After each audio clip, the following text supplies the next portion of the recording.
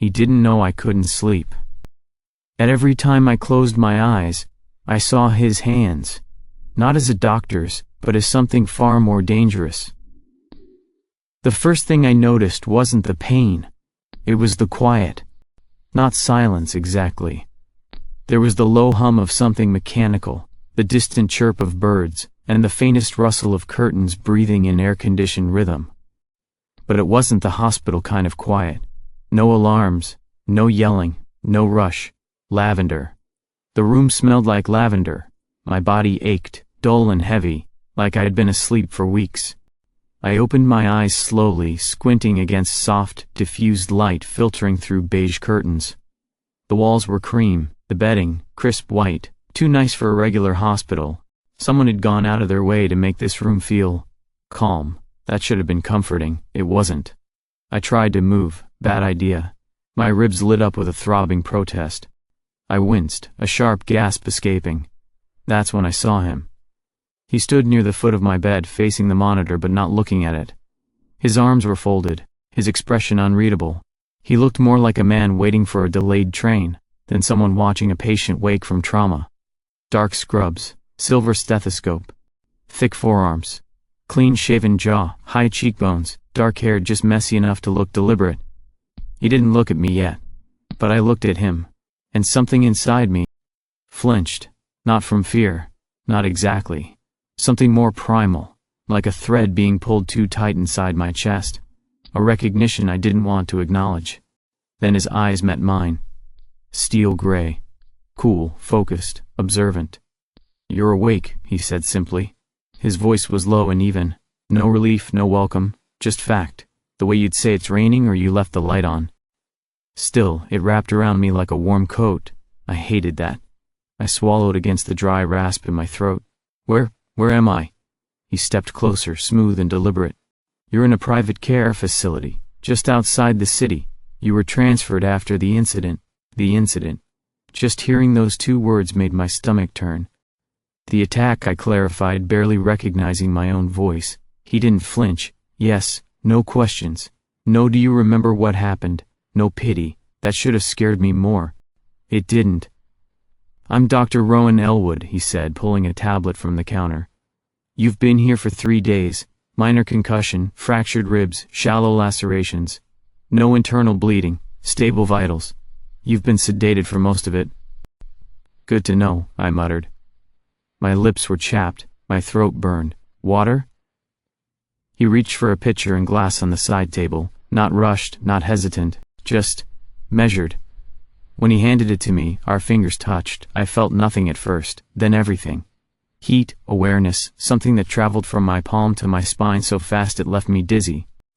He didn't react, just pulled his hand back like it was nothing, but I was already holding my breath. "Thank you," I said quietly, unsure why it felt like a lie. Dr. Ellwood returned to his stance, arms folded, posture still. "Do you remember the attack?"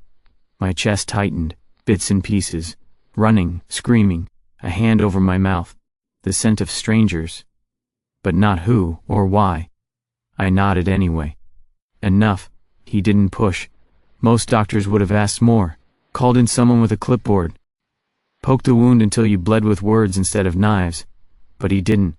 He let the silence settle between us, and I hated him for that, because it made me want to fill it. I shifted on the bed, my joints stiff and foreign. "Why does it smell like lavender?" "Personal request," he said, finally glancing at the diffuser in a corner.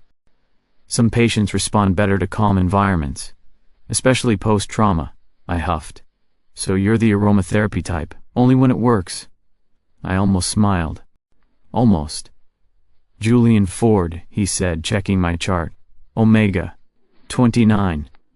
No scent suppressants administered." That made me stiffen again. The very word omega sent a rush of shame into my bloodstream. As if being a victim hadn't already carved enough into me. He looked up, noticed. "We log it medically," he explained. "That's all." I didn't believe him, but I appreciated the attempt. "You're not like most alphas," I said before I could stop myself. He blinked once. No, was that pride, resentment, or just fact again? "I've had a few bad experiences with your kind," I added, more pointedly this time.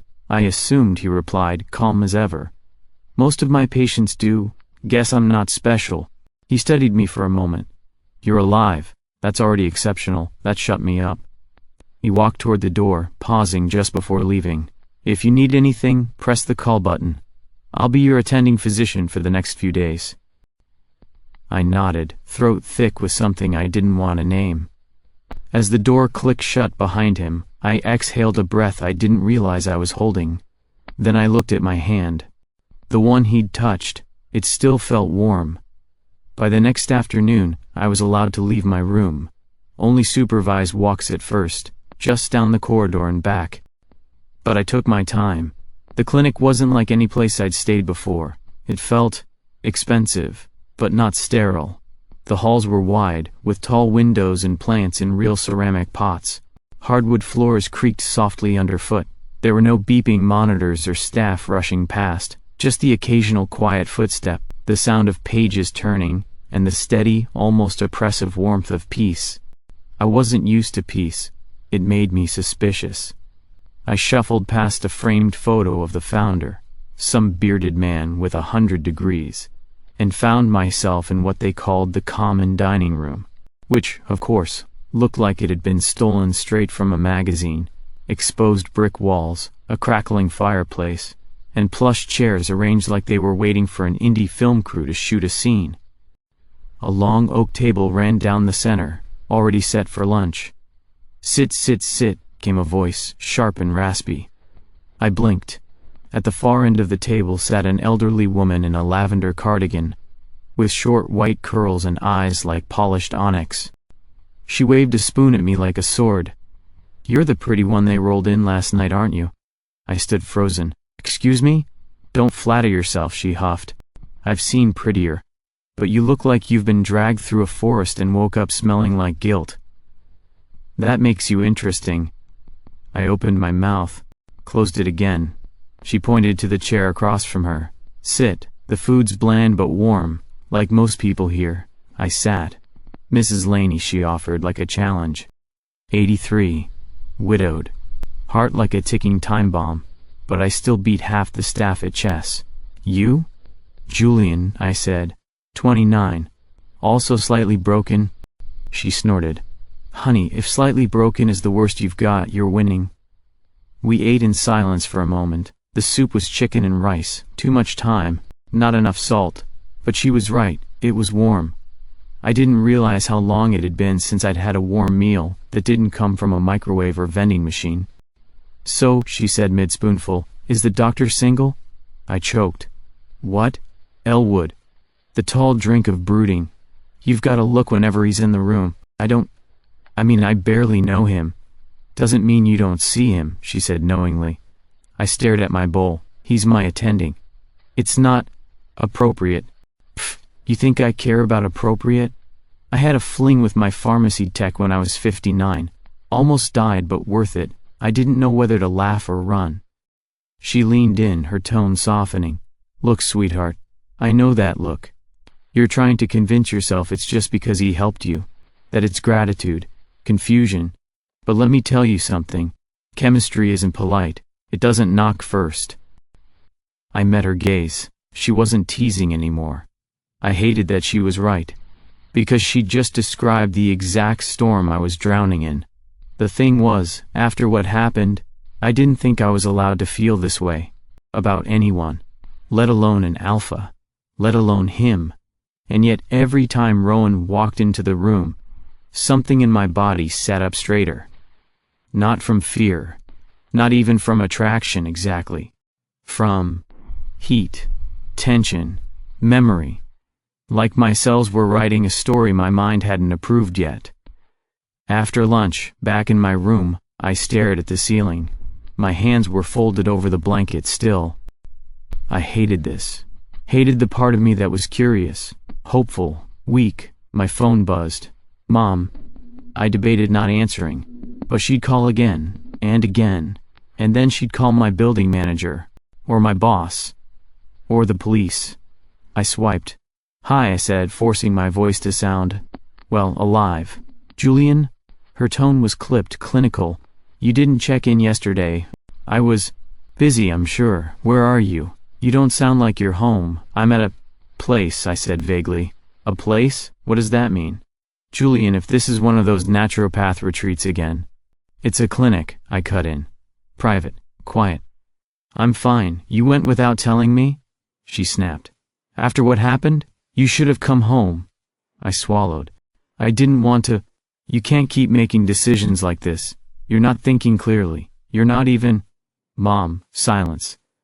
I'm not calling to debate. I'm safe. I'm getting help. That's all. Another beat. I'll come visit, she said, as if it were a punishment. I'd rather you didn't. That stunned her into quiet. Then, icily, I see. Do you? I asked quietly. Because right now, I'm just trying to breathe. And that's more than I could say a week ago. She didn't answer. I hung up first, and for the first time in months, I didn't feel guilty for it. Later, I passed Mrs. Laney again in the hallway. She gave me a knowing look and raised a brow. I didn't say a word, but I think she saw it, the flicker in my chest I couldn't quite kill. She grinned. I give it 3 days. The moment I stepped into my apartment, I knew I wasn't ready to be back. The air was stale, not dusty. I'd been gone less than a week, but still something about it made the place feel abandoned. Or maybe it was just me who felt out of place now. Same beige couch, same cracked tiles in the kitchen, same sad half-dead succulents on the windowsill. I dropped my duffel by the door and stared at them. Still alive? I muttered to the plants. They didn't answer. Typical. I kicked off my shoes and moved toward the balcony doors. The curtains were drawn. I always kept them that way. My building faced another set of townhomes, close enough to make you paranoid. But the afternoon light was warm, and I needed something not clinical to look at. I pulled the curtain aside, and froze. There he was. On the balcony directly across from mine, Dr. Roen Ellwood. In jeans and a plain white t-shirt, barefoot, holding a mug and leaning against the railing like he didn't just turn my stomach inside out with a single glance. He didn't look surprised to see me. He didn't smile either, just nodded once like he'd been expecting this. My body lit up like a faulty wire. I dropped the curtain like it burned me and stumbled backward. Seriously? Of all the buildings in the city, all the streets, all the possible addresses I could have landed back into, he lived across the damn street? An hour later I was regretting my decision to check the mail. Again.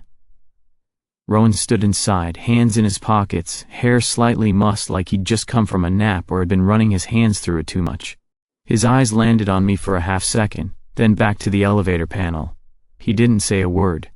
I stepped in slowly, crossing my arms and doing my best to stare at the floor numbers. He tilted his head slightly, statistically low. But not impossible, I snorted. Do you always answer like that, or just when you're trying to annoy people? He looked over at me, unbothered. I didn't realize I was trying. That shut me up for half a second. I'm not stalking you, if that's what you're thinking, I added quickly. I wasn't, he said, still maddeningly calm. I huffed. Then what, you just happened to pick the unit across from mine? Was that in my discharge paperwork? Please monitor emotionally unstable Omega from balcony vantage point. Roen blinked once. This was my place first. God, of course it was. I leaned back against the metal wall and stared at the ceiling. This is insane. He didn't respond, just let the silence settle between us the way he always did, like it was a perfectly acceptable form of communication. The elevator dinged. My floor. I stepped out first, resisting the urge to look back. Well, I'll try not to stare too hard through the blinds. Your curtains are thin, he said behind me, voice low. I turned halfway. Excuse me? I can see the dead plants. I blinked. Was that a joke? That night the dreams came back, harder, sharper. Except now they didn't feel like dreams. They felt like intrusions. Heat curled up my spine even under the covers. I could feel breath on my neck, a hand on my ribs not hurting, holding. My mind tried to drag me back to the clinic, to the smell of lavender and warm hands and soft tones. But now, the hands were his. I knew that. There was no mistaking it. His breath, steady and deep, his fingers long and certain. He didn't say anything in the dream. He didn't need to. I felt everything. And then I woke up, sweaty, trembling, with my sheets tangled around my legs like I'd been fighting them. I sat on the edge of the bed, hands in my hair, panting. "This is not normal," I whispered to no one. I knew trauma could mess with your wiring. I'd read the pamphlets. But this wasn't fear, this wasn't anxiety, it was desire, and it was consuming, and I hated that it felt like it wasn't even mine. By morning, I'd convinced myself to be normal, human, civilized. I opened the balcony door to let in some air. And there he was again. Roen. Standing with a book in hand this time, reading while sunlight spilled over his shoulders like some cruel metaphor. He didn't look up, which was worse. Because now I was the one watching. It wasn't stalking, not technically. I just happened to be in the grocery store at the same time as him. That could happen to anyone. Sure, it wasn't my usual store, and yes, I walked down the produce aisle 3 times just to catch another glimpse of him by the apples, but that didn't make it stalking, right? He didn't even notice me, or if he did, he didn't let it show. He picked up a carton of blueberries, examined it like it was a patient, and walked away with the kind of quiet confidence that made my skin itch. Later that week I took my sketch pad to the park, a different park, not the one closest to my apartment. I told myself I needed new scenery. 5 minutes in, I looked up from my page, and there he was. Sitting on a bench, book in hand, the same book I'd seen on his balcony. He hadn't shaved that morning. He looked tired, soft around the edges, beautiful in a way that made me ache. I left before he saw me. I told myself it was a coincidence. Again. But the third time, yeah. That one was on me. I walked into my favorite coffee shop, and there he was at the counter, black coat dusted with rain, ordering chamomile tea. Chamomile, of course. He turned slightly, and our eyes locked, just for a moment. Then he looked away and stepped aside, giving me space to order like nothing happened. I stood there for 5 full seconds, wondering how a man could look through you and still leave you feeling seen. That evening I sat curled on my couch, nursing a hot chocolate I didn't even want, my phone buzzing beside me. New voicemail, Mom. I didn't want to hear it, but I played it anyway. Her voice was low, clipped, as always. "You shouldn't have gone there, Julian. I don't know why you think running away from your healing is going to fix anything. You think isolating yourself with someone like him will help? Alphas aren't the solution. They're the problem. You know that." I stopped listening halfway through. It wasn't new, it was just louder now, inside my chest, echoing in all the cracks I was trying to patch up. I turned off the phone and stared at the streetlight glowing through the window. Rain trickled down the glass in thin, nervous lines. Somewhere across the road, behind another set of curtains, he was probably doing something terribly normal. Reading. Drinking tea. Existing. I hated how much I wanted to be near that normal. I couldn't sleep again. I tossed. I turned. I flipped the pillow. I opened the window, then closed it. I ended up lying flat on the floor, like that would somehow pull the thoughts out of me. By midnight, I gave up. I wandered barefoot into the hallway, wrapped in a blanket, hoping the cool air would shock me into stillness. Instead, I just paced, back and forth, from one stairwell to the next, and then I saw him. Roen, sitting on the bottom step of the back staircase, wearing a black turtleneck and loose pants, like he hadn't planned to be seen. He looked up when I approached, eyes flickering with quiet recognition. Not surprise. Of course not. He always looked like he knew things before I did. I paused halfway down the stairs, heart stammering in my throat. The rain outside tapped gently against the glass door at the landing. Streetlight spilled in, painting him in pale gold. "You don't sleep either?" I asked, voice too soft. "Sometimes," he said. I didn't know what to say next, so I sat down across from him, one step higher. The cold concrete seeped into my skin, grounding me. We didn't speak for a minute. And then he said, "You're barefoot." I looked down. "Huh. I guess I am. You'll get sick. Wouldn't be the worst thing." He looked over. "You don't mean that?" I gave him a sideways glance. You don't know me, I'm learning, that shut me up. We sat in silence again, this time warmer. The kind that stretches between people instead of holding them apart. Roen shifted slightly, reaching for something beside him, a thermos. He unscrewed the lid and poured tea into a small lid cup, then held it out to me. Chamomile. I hesitated, then took it. It was hot and fragrant and gentle. I held it in both hands, grateful for the burn. I thought doctors weren't supposed to cross boundaries, I said quietly. I'm not your doctor anymore. The words hit harder than I expected. Still feels like you are, I admitted. He tilted his head. Why? Because every time I'm near you I feel like I'm being examined, like you're cataloging me, figuring out which parts are cracked and which ones still work. And what if I'm not? He asked. Then why do I feel like this? Roen didn't answer. He just looked at me, really looked, in a way that didn't ask for anything, didn't demand, didn't chase, just waited.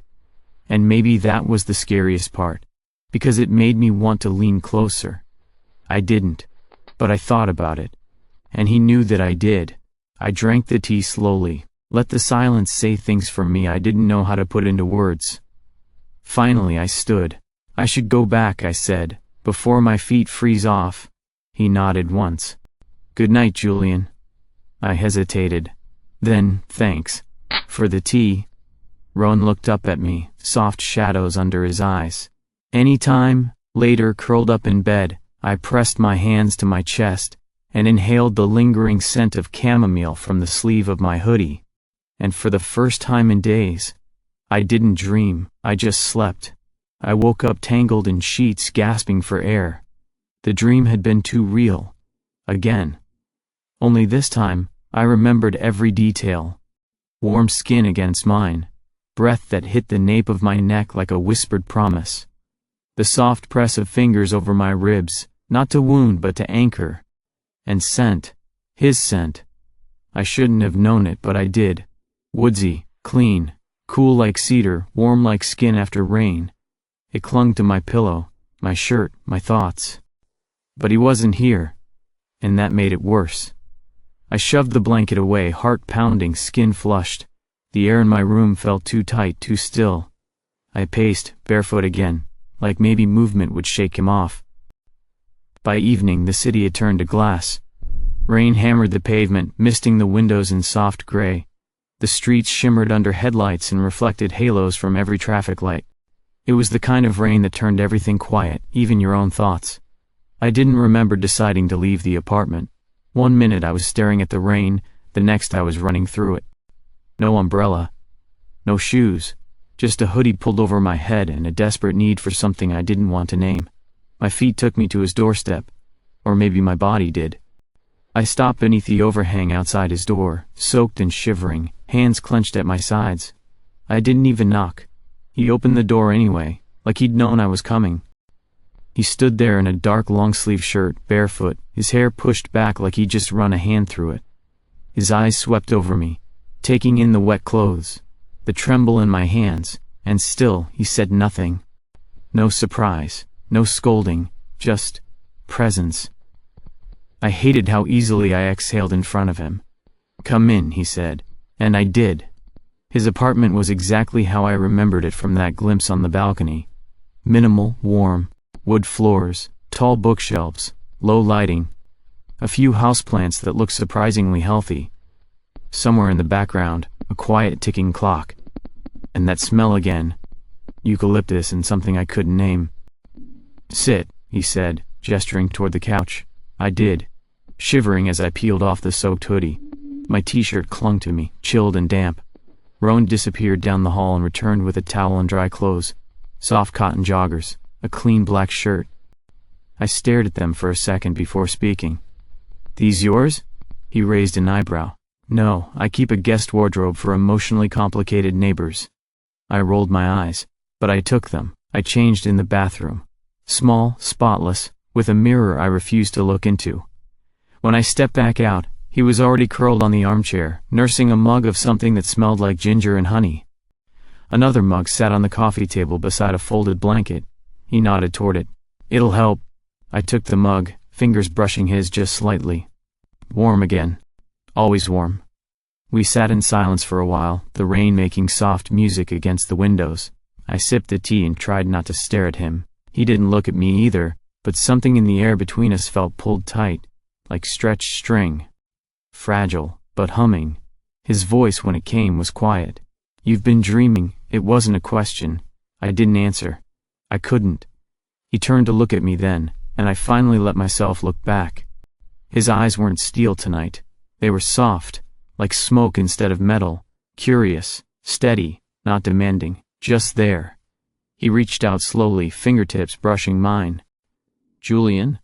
I didn't flinch. That was new. His hand slid to my wrist, then my forearm, moving gently, carefully, like he was testing each inch of me for resistance. But there wasn't any. Not anymore. I leaned in. I didn't even realize it until my forehead was nearly touching his. My breath hitched. "If you want to stop..." Roen's fingers traced along my jaw. "I don't want to stop." The first kiss wasn't a kiss at all. Just the space between one breath and the next. Then it happened. Soft, slow. A question I answered with the tilt of my mouth against his. He kissed like he listened, attentively, without force, but with complete focus. Like nothing else in the world existed. Like I was the center of gravity. His hands slid to my waist, under the shirt he'd given me.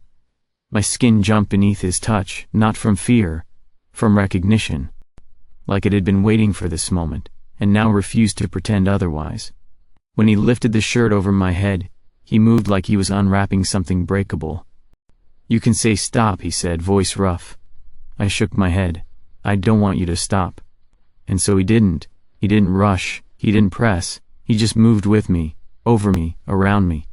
Following my breath, matching my pace. Every touch was a dialogue, every kiss a promise not yet spoken aloud. He mapped me with patience, not hunger, and in the quiet after, curled beneath his blanket and tucked against his chest, I finally realized what that feeling was. Safety. Not the kind someone gives you, the kind you give yourself, when you choose to stay. Morning came too gently. That was the first sign something was wrong.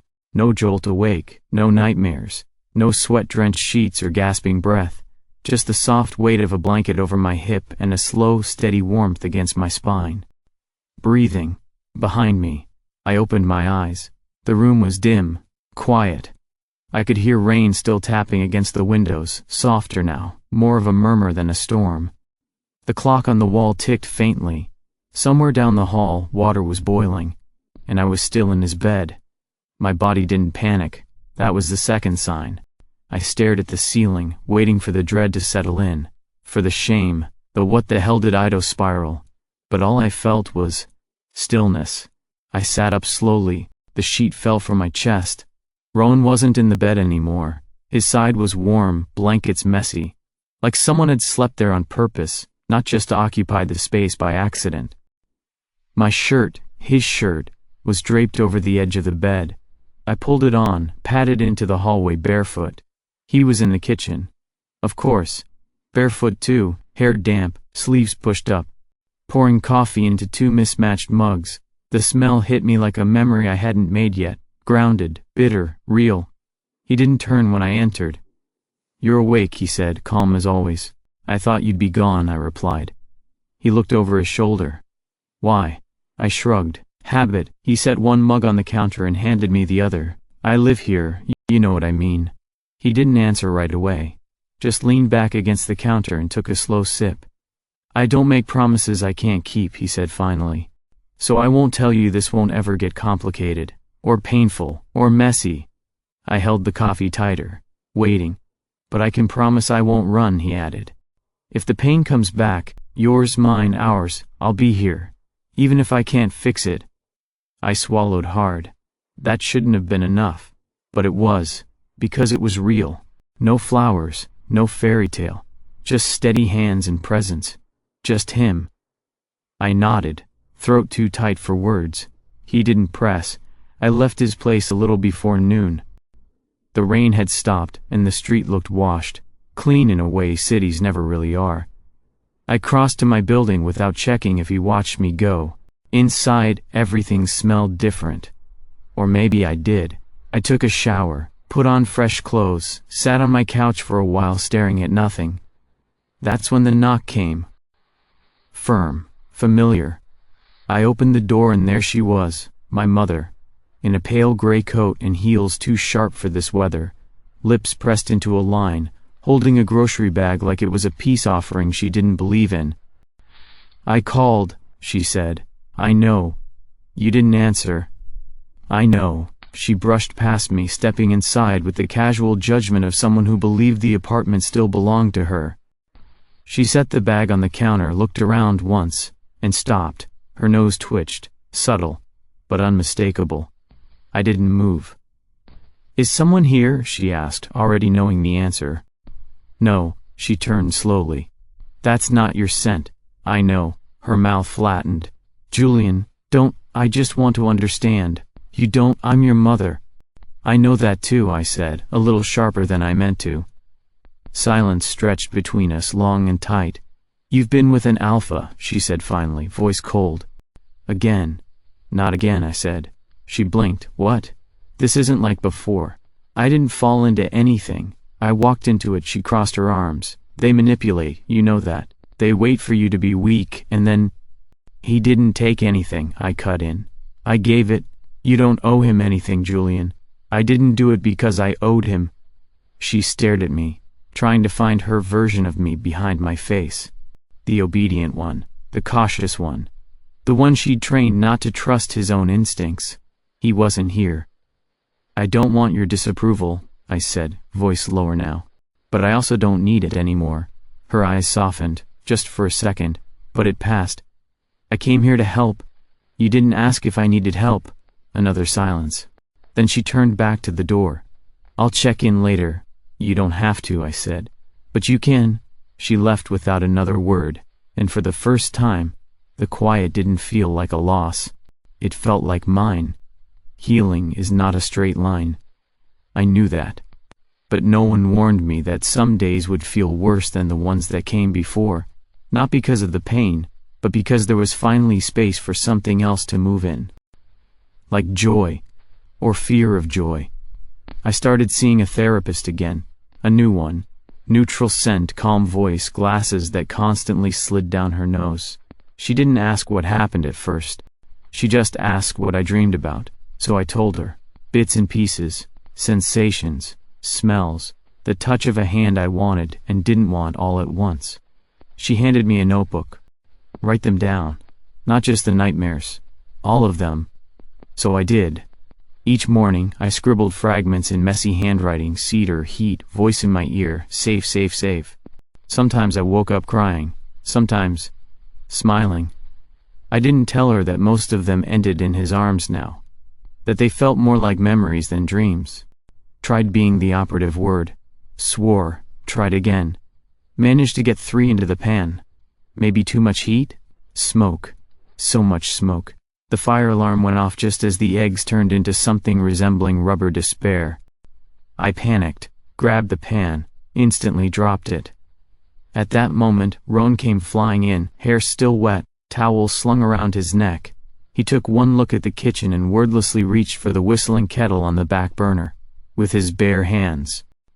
"Roen."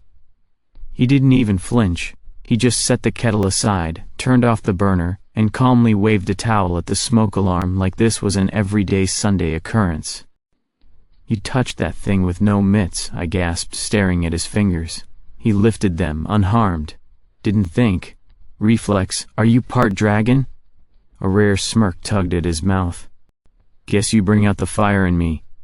"Oh my God," I groaned. "Was that your first attempt at flirting?" He shrugged. "You burned the kitchen down. I thought I'd match the mood." We ended up eating cereal. At the table, laughing between mouthfuls of soggy cornflakes, I heard the tap-tap of a cane from the hallway. "Cue Mrs. Laney." She shuffled into view, her head barely peeking past the doorframe of the open window between our units. Her gray curls looked even wilder than usual. "I smelled disaster," she said, "and boy did I get a show." Roen didn't even blink. "You're welcome." She squinted at both of us. "Still not married?" I choked. "What? I told my grandson I'd die after the next wedding. Preferably one with cake. So if you're gonna do it, hurry up." Roen leaned back in his chair. I'll keep that in mind. I buried my face in my hands. Please stop encouraging her. Mrs. Laney winked. I like him. He's got the deadpan alpha thing going on. Very brooding. Reminds me of my second husband. That one had a motorcycle. I don't ride motorcycles, Roen said. Shame. Guess we'll settle for cheekbones. And with that she was gone. That night, I couldn't stop thinking about what she said. Not the marriage part, just the way she said we, as if we were already a thing. Something real, not temporary, not broken. I sat on the couch, legs tucked under me, notebook open but untouched. Roen was in his chair reading. The air between us was warm, unhurried. I looked at him. Can I ask you something? I said softly. He glanced up. Always? I hesitated. Then unfolded my legs and stood, crossing the space between us. He closed the book immediately, not a single pause. Where? He asked, voice low. I held out my hand. He took it. No hesitation, no dramatics. His thumb brushed along my knuckles, then my palm. The contact was feather-light, reverent, like he was relearning the shape of me. Or maybe I was relearning the shape of being wanted. I exhaled slowly. My heart didn't race, my body didn't flinch, it melted. And I realized, this was the first time I'd asked for touch. Not out of need, not out of trauma. Just because I wanted it, and he gave it. No questions, no conditions. Just him, just us. The funny thing about Roen was that, after everything, after the rain and the bed and the burned omelet and the softness that bloomed between us like something sacred, he pulled back, not far, but enough. He still made tea, still called in the evenings, still let his hand brush mine when passing the sugar. But he didn't kiss me again, didn't touch unless I asked. He was giving me space. He was afraid to take anything more. I saw it in the way he looked at me when he thought I wasn't watching. That flicker of restraint, of silent calculation. Like he was constantly measuring the room between us, wondering if he was crossing it too quickly. I hated it. Not because he was wrong, because he wasn't. Because he was waiting for me. And maybe for the first time in my life, someone was willing to let me decide. So I did. It was Thursday night. Quiet, cloudless. The city outside my windows glittered in the soft blue of dusk. I stood in front of my mirror, holding the soft hem of the shirt he'd once given me, and thought about how many times I'd waited for permission, for forgiveness, for someone else to move first. I was done waiting. I crossed the street barefoot, like I always did when it mattered. No coat, no phone, just the warmth of the sidewalk and the beating of my own heart in my ears. When I knocked, I didn't expect him to answer quickly, but he did. Roen stood in the doorway, eyes catching the last light of the day. His expression didn't change, not visibly, but I saw the flicker. The pulse. Julian, he said softly. I was wondering, I said, stepping inside without asking, how long you plan to wait. His brow lifted just slightly. As long as you needed. I turned to face him fully. Well, I said, heart in my throat, I think I'm done needing. He looked at me, carefully, like I might vanish. I added, a pause. Then I stepped forward, close enough to feel the tension ripple through his shoulders. I want this. I want you. Roen's hand twitched at his side. Are you sure? I didn't answer. Instead I leaned in and kissed him, soft, certain, mine. His breath caught, and then his arms were around me. Not tight, not greedy, just real. Present. We stood there, in the quiet dark, the door still half open behind us. And when I pulled back just barely, I said, now you can stop. His gaze dropped to my lips. What? If you want. You can stop. He shook his head slowly. One hand lifted to cup my cheek, thumb brushing under my eye. I don't want to stop. A breath escaped me, relief, laughter, heat. Good, I whispered. Because neither did I. It's been a month. That still surprises me sometimes, how the days add up without falling apart, how time passes not in crashes or jolts or trauma, but in the soft repetition of mornings and evenings and everything between. There are no more lavender diffusers, no clipped clinical check-ins, No blinking hospital monitors, just coffee, and the sound of 2 toothbrushes in the same ceramic cup. I sleep now. That shouldn't feel like a miracle, but it does. Some nights I still wake in the dark, heart pounding, breath short, muscle memory maybe, but now there's a hand under mine. A voice warm and quiet. I'm here, he always is. Sometimes he pulls me close before I even stir, like his body knows I need grounding before my mind remembers how. And other times I just stay asleep, deep, still, whole. Tonight the windows are cracked open. The breeze smells like something clean, wet grass, cooling stone, his shampoo. My foot finds his leg under the sheets. He shifts a little, not enough to wake, just enough to let me anchor. I smile into the dark. My notebook is still on the nightstand. I don't write in it every day anymore. But when I do, the pages are full of softer things now. A hand in mine, the sound of his breathing, a dream that didn't end with me waking up alone. I roll over and slide my hand across the sheets until I find his. Fingers curl automatically around mine, like they've done this forever. And maybe in some way they have. I close my eyes. And this time when the dream comes, it doesn't carry teeth or blood or breathless silence. It carries his voice, his weight beside me, his warmth, his presence. For the first time, my dreams didn't end in fear. They ended in his arms.